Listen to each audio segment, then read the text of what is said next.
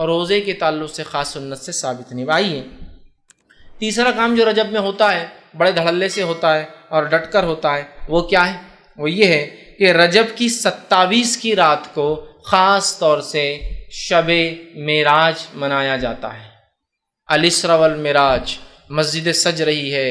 اور تیاریاں ہو رہی ہے، اور بہت سارے لوگ سال گزرنے کے بعد رجب کی 27 کو ان کو یاد آتا ہے اپن مسلمان ہیں، اب رمضان نزدیک آ رہا ہے، اب مسلمان ہیں، اپن نمازیں شروع کرنا رجب آ رہا ہے، پھر 15 کو ایک اور نئی رات مناتے ہیں شب برات، پھر یاد آتا ہے اب تو رمضان بہت نزدیک، 15 دن ہے، سدھر جاؤ، اور پھر آ جاتے ہیں رمضان، اور جب رمضان آتے ہیں اور اصلی رات آتی ہے تو ڈپلیکیٹ راتوں کے چکر میں اصلی رات ہاتھ سے چلی جاتی ہے۔ شب قدر کو کیسے منایا جا رہا ہے بولنے کی ضرورت نہیں ہے نا۔ تو بہرحال تو رجب میں ایک فضیلت جو اس کی بتائی جاتی جو ہے نہیں، وہ کیا ہے کہ اس میں ایک رات ہوئی جس میں آپ صلی اللہ علیہ وسلم نے سفر کیا، اور وہ جو ہے مسجد حرم سے مسجد اقصیٰ گئے، پھر مسجد اقصیٰ کے آسمانی سفر کیا۔ یاد رکھیے یہ رات تو ہوئی، کب ہوئی وہ نہیں پتا ہے ہم کو، 27 خاص نہیں، کب ہوئی نہیں پتا ہے۔ یہ واقعہ صحیح ہے کہ آپ صلی اللہ علیہ وسلم کو معراج ہوئی، ٹھیک۔ اب بہت سے لوگ ہوتے ہیں وہ بولتے ہیں کہ جو ہے قرآن کے اندر معراج کا تذکرہ ہے، قرآن کے اندر معراج کا، اس لیے ہم منانا چاہیے۔ قرآن کے اندر الحمدللہ معراج کا تذکرہ کہیں بھی نہیں ہے۔ قرآن کے اندر تذکرہ اسراء کا ہے، قرآن کے اندر تذکرہ اسراء اور معراج کیا ہے بتا دیتا ہوں۔ اسراء کہتے ہیں اس سفر کو جو آپ صلی اللہ علیہ وسلم نے مسجد حرم سے مسجد اقصیٰ طے کیا، یہ اسراء، اور معراج کہتے ہیں اس سفر کو جو مسجد اقصیٰ سے آسمان ہو۔ معراج کا مطلب ہوتا ہے چڑھنا، سیڑھیاں اوپر کی طرف جانا، وہ تذکرہ ہے۔ تو قرآن نے کہیں بھی معراج کا تذکرہ نہیں کیا، اسراء کا کیا۔ سبحان الذی اسریٰ، سورہ جو ہے بنی اسرائیل سورہ نمبر 17 آیت نمبر 1، سبحان الذی اسریٰ بعبدہ لیلا من المسجد الحرام الی المسجد الاقصی الذی بارکنا حولہ لنریہ من آیاتنا انہ هو السمیع البصیر۔ یہ آیت نے فرمایا کہ پاک بابرکت ہے وہ ذات جو لے گیا اپنے بندے کو رات کے ایک حصے میں مسجد حرام سے مسجد اقصیٰ کی طرف، جس کے اطراف ہم نے اپنی برکتیں پھیلا رکھی ہے، تاکہ جو ہے لنریہ من آیاتنا، اپنے بندے کو اللہ کے رسول صلی اللہ علیہ وسلم کچھ نشانیاں دکھائے اپنی۔ سمجھ رہے آپ؟ تو اسراء کا تذکرہ ہے، معراج کا تذکرہ قرآن میں کہیں بھی نہیں، اور ہم منانے کیا معراج، تذکرہ اسراء کا ہے۔ بہرحال تو یہ واقعہ ہوا، ہم واقعے کا انکار نہیں کریں کہ آپ صلی اللہ آسمان پہ گئے، وہ سفر ہوا، آپ مسجد حرم سے اقصیٰ گئے، آپ نے نماز پڑھائی وہاں امام انبیاءوں کو، وہاں سے پھر جبرائیل علیہ السلام سفر کر کے آپ کو براق میں بٹھا کر آسمانوں کی طرف لے گئے، پہلے آسمان، دوسرا آسمان، تیسرا آسمان، چوتھا آسمان، پانچواں، چھٹا، ساتواں آسمان پہ گیا، اللہ آپ سے ہم کلام ہوا، آپ کو کچھ آیتیں جو ہے سورہ بقرہ کی 2 آخری آیتیں دی گئی، اللہ رب العزت سے کلام ہوا، ابراہیم علیہ السلام سے ملاقات ہوئی، بہت ساری باتیں اس کے اندر آتی ہیں، ہم انکار نہیں کرتے ان کا، لیکن کسی چیز کے ہونا اس کے منانے کی دلیل نہیں ہے۔ نہیں واقعہ ہوا مطلب منایا جائے گا، تو پھر فتح مکہ ہوا تو وہ بھی مناتے، فتح مکہ ہوا تو کیا وہ بھی مناتے، اپنے شہروں سے باہر جا کر پھر اونٹ اور گھوڑوں بیٹھ کے اپنے شہر میں آئیں گے کہ فتح مکہ ہوا تو آج تو منائیں گے۔ جنگ بدر ہوئی جس کو اللہ نے فرقان کہا، یوم الفرقان تھا، اس دن اللہ نے فرق کر دیا کفر میں اور توحید میں، تو کیا اس دن بھی ہم منائیں گے، چپ باہر جا کے جنگ لڑیں گے ایک دوسرے سے، اور کچھ لوگ اور بولیں گے ہاں یہ یوم الفرقان تھا، فتح مکہ منائیں گے کیا، ہوا نا۔ اسی طرح اللہ رب العزت نے صلح حدیبیہ کو کہا، اللہ کے رسول کو جب صحابہ ناراض تھے کہ کیوں آپ نے صلح کی، ہم لڑتے تھے ان سے، اللہ نے کہا کہ ہم نے آپ کو جو ہے فتح مبین عطا فرمایا، انا فتحنا لک فتحا مبینا۔ صحابہ سمجھتے ہار ہے، اللہ کہہ رہا ہے ہم نے آپ کو کھلی کامیابی دی، اور بعد میں پتہ چلا جو صلح حدیبیہ کا کیا فائدہ ہوا۔ تو اب صلح حدیبیہ بھی منائیں گے نہیں، اس دن اللہ نے کہا کہ یہ تو فتح مبین ہے، اور یہ یوم الفرقان ہے، شب جو ہے جنگ بدر، اور اسی طرح فتح مکہ ہوئی، اسلام کو غلبہ ملا تو وہ منائیں گے، ایسا کریں گے۔ پھر اللہ کے ہجرت کر کے گئے تو ہم بھی سب کہیں تو بھی جا کے آئیں گے، کریں گے کہیں، چیز کا ہونا منانے کی دلیل نہیں ہے۔ تو یہ ہوا واقعہ، اس واقعے کی اگر تفصیلات آپ دیکھنا چاہتے ہیں تو میرا اس پہ ایک مفصل 2-2.5 گھنٹے کا ایک بہت تفصیلی عنوان ہے، شب معراج کی حقیقت اور ہماری بدعتیں،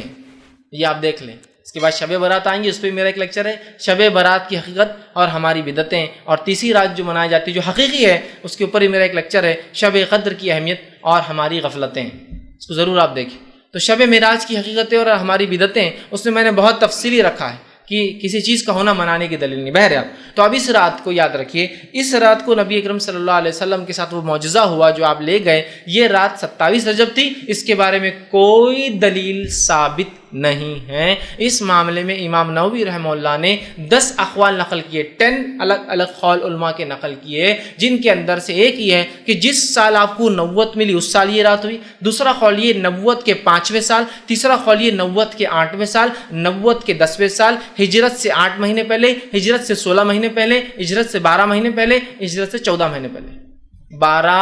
8 12 14 اور 16 مہینے پہلے ہجرت سے، ٹھیک ہے۔ کسی نے کہا رمضان کے مہینے میں ہوئی، کسی نے کہا یہ رجب کے اندر ہوئی، کسی نے کہا یہ شعبان میں ہوئی، کسی نے کہا یہ محرم میں ہوئی، کوئی قول نہیں۔ تاریخ کے معاملے میں اختلاف کب ہوا اس میں بھی اختلاف، اور صحابہ میں سے بہت کم اقوال اس تعلق سے ملتے کب ہوا، یاد رکھیے۔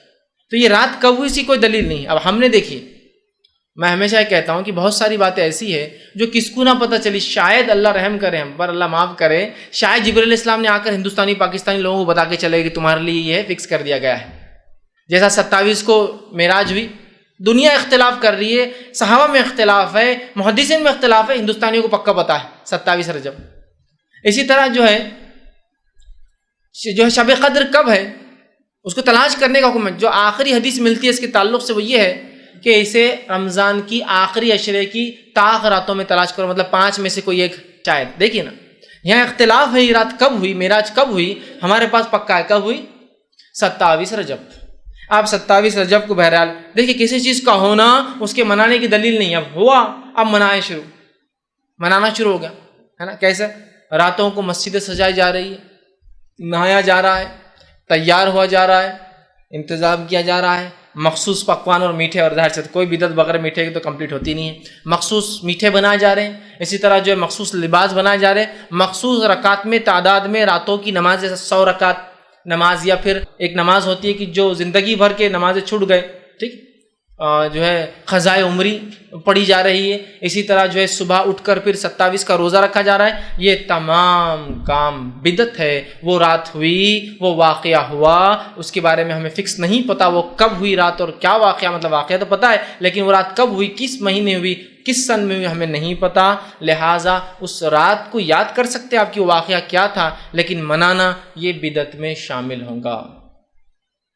تو آپ دیکھیں کس دھڑلے سے اس رات کو منایا جا رہا ہے، جبکہ اس معاملے میں کئی اقوال صحابہ کے موجود ہیں اور کئی اختلاف اس معاملے میں جو ہے موجود ہے، لیکن اس کے بعد بھی 27 کو مخصوص منایا جا رہا ہے۔ مولانا عبدالحی لکھنوی رحمہ اللہ اس تعلق سے فرماتے ہیں، اور وہ کہتے تھے یہ جو بلاد ہند میں، مطلب ہندوستان کے اندر، وہ کہتے ہیں بلاد ہند میں مشہور ہے کہ شب معراج کی صبح کو روزہ رکھنا 1000 روزوں کے برابر ہے، تو یہ بالکل بے بنیاد اور بے اصل ہے۔ سمجھ رہے ہیں؟ تو یہاں ہم دیکھ رہے ہیں لوگ پتہ نہیں کیا کیا اس میں منا رہے ہیں، رات جاگتے ہیں، دن روزہ رکھتے ہیں، 1000 مہینوں کا ثواب، 1000 سال کا ثواب، 120 سال کا ثواب، پتہ نہیں کیا کیا باتیں بیان کی جا رہی ہیں۔ تو یاد رکھیے اس مہینے میں یہ رات معراج جو ہے یہ ہوئی، لیکن یہ کب ہوئی یہ ہم نہیں جانتے، واللہ عالم، اللہ بہتر جانتا ہے کہ یہ رات کب ہوئی، یاد رکھیے آپ۔ لیکن ہم مخصوص کر کے دیکھیے کیسے اعمال کر رہے ہیں، کیا کیا افعال کرتے ہیں، اور یاد رکھیے جب ہم بدعتوں میں چلے جاتے ہیں، جب ہم بدعتوں میں پڑ جاتے ہیں تو پھر یاد رکھیے معاملہ پھر وہ اتنی گہرائی میں جاتا ہے کہ پھر وہ بدعتیں کہیں رکتی نہیں۔ تو لہٰذا رجب کی 27 کو شب معراج خاص منانا یہ بدعت ہے اور شریعتاً یہ غلط ہوگا۔ اس رات کا جاگنا بھی ثابت نہیں، اس میں کوئی خاص روزہ ثابت نہیں۔ کوئی آدمی روز رات میں جا کے عبادت کرتا ہے تو وہ بھی کر سکتا ہے، اور کوئی روزہ رکھنے کا عادی ہے اور وہ رکھتا ہے، جیسا کہ مثال تو جمعرات اور پیر کا روزہ رکھتا ہے اور اس دن ہی جمعرات آ جائے تو الگ بات ہے، لیکن خاص طور سے کرنا یہ بدعت میں شمار ہوگا۔